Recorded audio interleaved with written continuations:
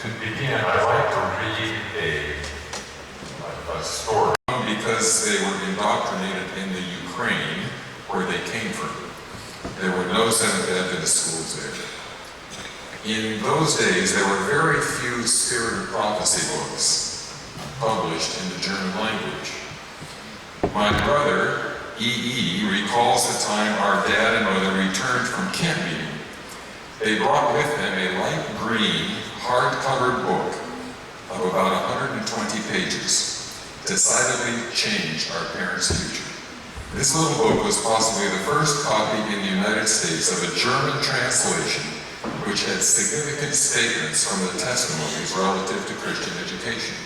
Statements like this, and I quote, "In planning for the education of their children outside of the home, parents should realize that it is no longer safe to send them to public school and should endeavor to send them to schools where they will obtain an education based on a scriptural foundation." It's no longer safe. It was no longer safe 100 years ago. How is it today? Aldina and Albert, the two oldest of the children, were already enrolled in elementary grades at a local public school. I, the third, the person who's the author of this paragraph, was about to begin. Going to the church school represented a seemingly impossible problem. Dad had homesteaded a tract of land and half a section or so in Kieran County, North Dakota. He already built a nice two-story home there that was to do for many years to come. It didn't take father and mother many weeks to discover at least one option to the big problem presented by Ellen White's book. They hitched a team of horses to a buggy and started looking for available land close to the church. Homesteading was not available where the church was. That was a problem, but they wouldn't be stopped. They found 160 acres for sale, 1 mile west of the church. Also the possibility of leasing some pasture land. When they returned to the Kidder County farm, it was decided to sell their acreage and move the house a distance of 9 miles to the new place 1 mile from the church. I was old enough to understand why things were happening fast. You'll see a monster steam engine that propelled these engines. 2 of them were hitched to the house, and the house was dragged to the new location 1 mile from the church. Now the plans and desires of our parents for a church school were more than a wish. Their faith in Ellen White's message caught on in a goodly number of other church members, and they were also convinced of the need of having a Bowdoin County country church in North Dakota. This is a picture of my grandfather. And he said, as long as the Beitz 9 children of elementary school age needed a church school, one was in operation. My father said more than once, if none of the other members send their children to church school, mine will be there. We'll always have a school, even if I have to board the teacher and pay the salary. 1 year he had to do just that. That is commitment to Christian education. That is commitment to children in reality. And what are the results? 9 children, all in the church. My father, who was a vice president of the General Conference, my uncle, who was a lifetime pastor, another uncle who was a lifetime educator and hospital administrator, and my aunts who married pastors and church workers. Christian education. I'm a product of Christian education. And that legacy resonates through my family as well. Seventh-day Adventist Christian education began in 1853 with a 5-family school in Buckbridge, New York. Officially, the denominationally sponsored school system began with a single school in 1872 and a single college in 1874 in Battle Creek, Michigan. It has become one of the largest Protestant school systems in the world, and actually some would say the largest, with over 1 million students. Why this emphasis on Christian education? 1 Corinthians 3:18-19. Do not deceive yourselves. If any one of you thinks he is wise by the standards of this age, he should become a fool, so he may become wise. For the wisdom of this world is foolishness in God's sight. What is it to be really educated? If you were to meet an educated person, what does it mean to have wisdom? Is it to know how to fix a car, or repair a heart valve, or fix a computer? Or is it really to know God and prepare us for this life? You know, we have standards of this age. We have tests to compare ourselves with others when it comes to worldly wisdom. When we rank in the upper 10%, we think we are wise. But are we? If the average SAT score were high, would we think our schools had arrived? But have we arrived? What suggestion does Paul have for the self-deceived person who thinks they're wise by the standards of this age? Verse 18, he should become a fool so he can become wise. How do you become a fool? Is Paul suggesting we forget the information that we know? Is Paul talking about not being able to answer any questions on Jeopardy? Or getting a low SAT score? Obviously, wisdom and foolishness is being used here in a special way. This wisdom is not understanding how computers work. Paul is not suggesting you're ready for true wisdom when you can't answer the question, who's buried in Grant's tomb? Paul is saying that wisdom is more than information. Do you know people who have a high IQ but no common sense? No wisdom? Our schools must be second to none when it comes to SAT scores and etc. But there's more to education than IQ. You can get all A's and flunk life. Wisdom by the standards of this age is not the test of wisdom. Oh, it might get you a job and it might get you through some exams, but information outside of a moral frame of reference is dangerous. If a man is stealing nuts and bolts from a railway track, and in order to change him, you send him to a secular university where there's no moral foundation, at the end of his education, he'll steal the whole railroad. You just make a smarter thief. A book that I read a few years ago, the title was The Smartest Guys in the Room, The Amazing Rise and Scandalous Fall of Enron. The smartest guys in the room, they were brilliant, but without the moral foundation. Worldly wisdom is what Solomon pursued. I devoted myself, he said, to study and to explore by wisdom all that was done under heaven. I've seen all things that are done under the sun, and all of them are, what? Meaningless, vanity, a chasing after the wind. Solomon's collection of information was a chasing after the wind. There's no shortage of information today. We saw that brief video that talked about all the expansion of information. You want to answer a question? Google it. That's all you need to do. The average person today has more access to information, to knowledge, than any time in the history of the world. Information doesn't prevent people from joining ISIS. The fact that the internet provides a recruitment tool to radicalize young people who don't have a moral foundation. Solomon said, yet when I survey all that my hands had done and what I had toiled to achieve, and everything was meaningless, a chasing after the wind, nothing gained under the sun. All was meaningless. Henry Adams said, nothing in education is so astonishing as the amount of ignorance that accumulates in the form of inert facts. Astonishing to collect information and result in ignorance. True education gives meaning to life. True education gives purpose to life. True education is founded in God's Word. True education is not just learning the facts about the universe, but questions are answered about who am I? Why am I here? How should I live? Where am I going? For the Lord gives wisdom, and from his mouth come knowledge and understanding.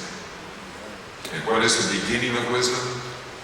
Proverbs 9:10, the fear of the Lord is the beginning of wisdom, and knowledge of the Holy One is understanding. Relatively recently, a number of colleges and universities, Seventh Adventist colleges and universities across the United States joined together to do a large impact study of our alumni. We provided the research group with a large quantity of names of alumni of our universities. And compared to alumni of public universities, the study found among alumni of Adventist colleges, 83% attend church services regularly. 77% contribute money to their churches. 71% are involved in Bible study, personal prayer, or meditation. 60% volunteer at their churches. 2/3 of them are more satisfied with their career, their marriage, their dating relationship, family life, or mental health. We have the data to demonstrate that higher education, Christian education, is of value.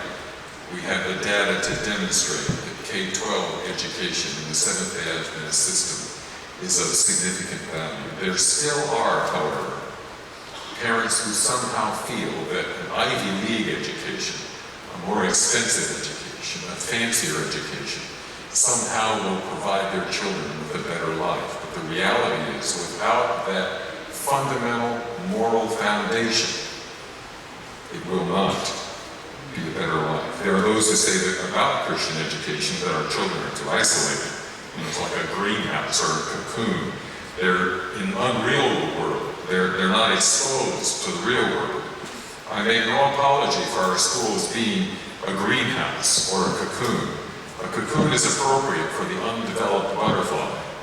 A greenhouse is where you want to shield young plants from the wintry blasts. An incubator is designed to protect the developing eggs and young chicks.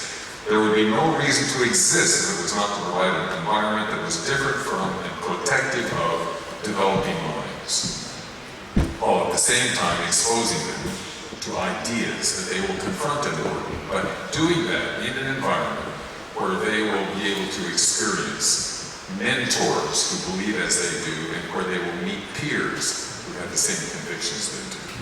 Martin Luther once said, "I would advise no one to send his child where the Holy Scriptures are not supreme. Every institution that does not unceasingly pursue the study of God's Word becomes corrupt. I greatly fear that the universities, unless they teach the Holy Scriptures diligently and impress them upon the young students, are wide gates to hell." Luther was not known for understatement. But if that was true in Luther's time, just read the newspaper to find out what happens in public higher education institutions today. What about today? U.S. News and World Report article. 73% of the students said that when their professors taught about ethical issues, the usual message was that uniform standards of right and wrong don't exist. What is right and wrong depends on differences in individual values and cultural diversity. It's not news that today's campuses are drenched in moral relativism. Postmodernists see individuals as products of a specific culture who must guard against the temptation to inflate their own norms into universal standards and dress up their own interests as objectivity. To claim knowledge as universal truth is impossible. There is no truth, just narratives and stories that work for particular communities. The article concludes, do parents know what they're paying for when they ship their sons and daughters off to postmodern university? I think many of them maybe don't know what they're paying for, but you do know when you send your children to kindergarten and first and second and third grade, when you send them to one of our schools. Maybe they're not Ivy League schools, but they have Ivy League teachers who communicate fundamental moral principles throughout the curriculum. Parents obviously want what's best for their children, and that's understandable. But they're influenced by the culture to think that the best is found in places other than our schools. Worldly wisdom in a postmodern vacuum is a chasing after the wind. Christian education, what is it? And the Word was made flesh and dwelt among us.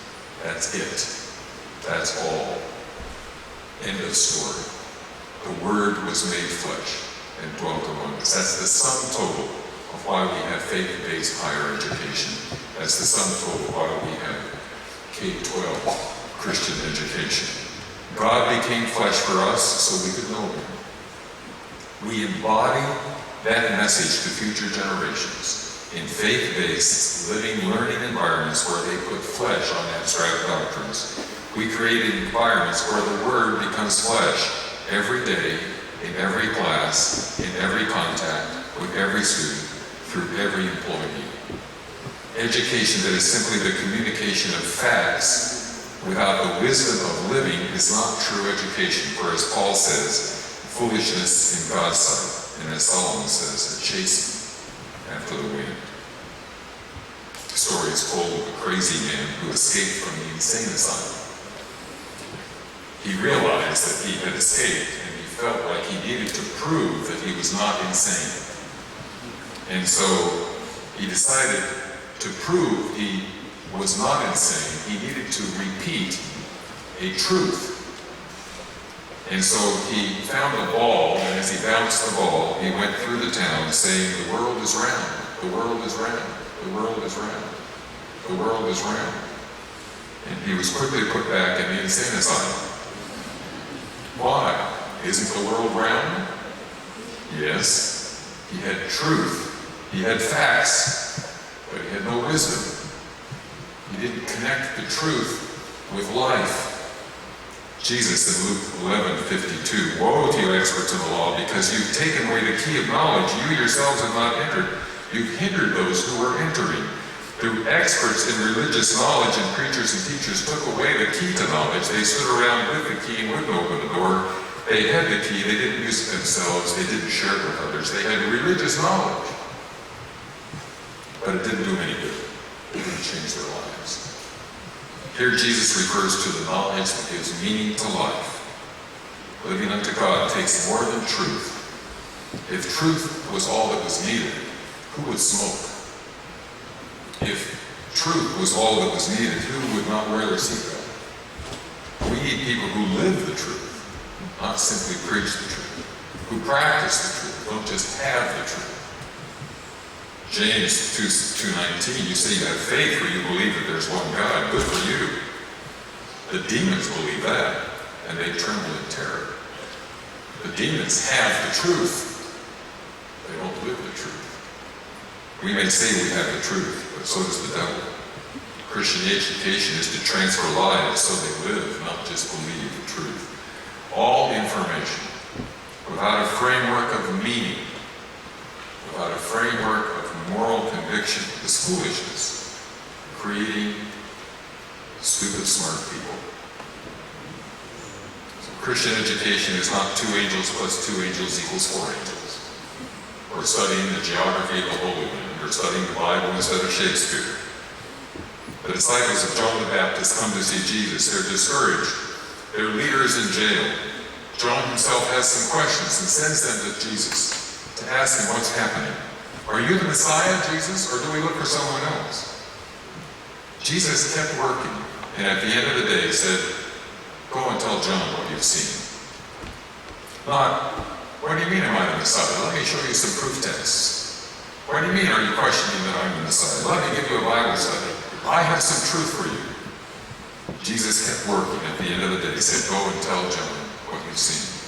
Do we have a Christian school? Not look at the name of the school. Not look at the curriculum. Of course we're Christian. We're sponsored by the church. We have the truth.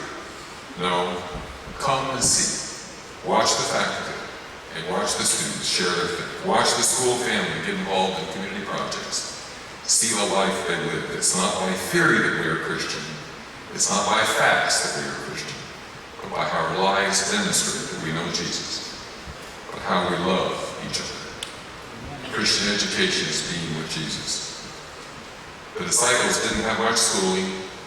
They were fishermen, common laborers. I don't think they went through the 8th grade. Acts 4:5 describes them meeting with the intelligentsia of their time. The next day, the rulers and elders and teachers of law met in Jerusalem. Annas, the high priest, was there, so was Caiaphas, John, Alexander, the other men of the high priest's family. This was a meeting of the power brokers in Jerusalem. This was a joint meeting of the Senate and the House with the president in attendance. This was everybody who was important was there. They had Peter and John brought before them and they began to question them. This was the Inquisition, the best and the brightest, quizzing these fishermen.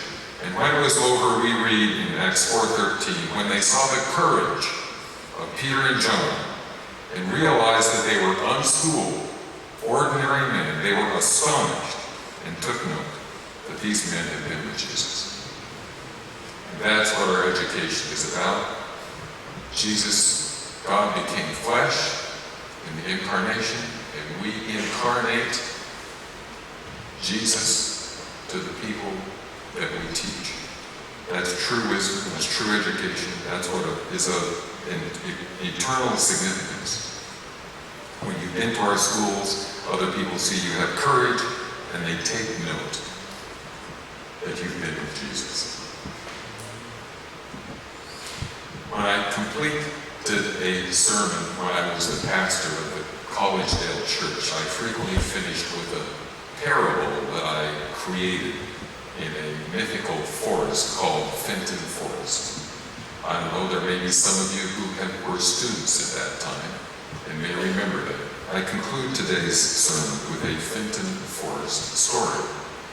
And by the way, the university just published some books that we passed out of General Conference. I brought a few hundred of them, first come, first served. Afterwards, if you would like one of these Fenton Forest books to read to your grandchildren or your great-grandchildren, or you could even read it yourself. Once upon a time, Bert the bear decided he would study up on honey and how it was manufactured.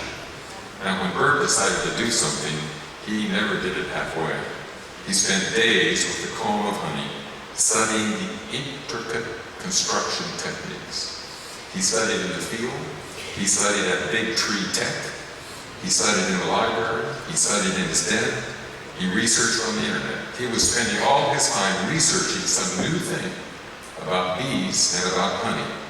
You could ask him anything, and he knew the answer. Gruff the bear came to him one day with honey dripping out of his mouth and over his jowls. "Come on, I found a hive and it's the best honey I've ever had." "I can't go now," replied Bert. "I just came across some new information on hive construction." "Hive construction," Gruff said gruffly. "Forget it. Come with me for some hive destruction. Let's eat." "No," said Bert, "I really need to learn this." So Gruff went off to eat, and Bert memorized the geometry of wax cells. And wise old Alice said, "Knowledge may fill the mind, but it's not worth much unless it fills the stomach." And so with religious knowledge, until it fills the life, it is worthless, the chasing after the wind. It simply makes stupid smart people. Amen.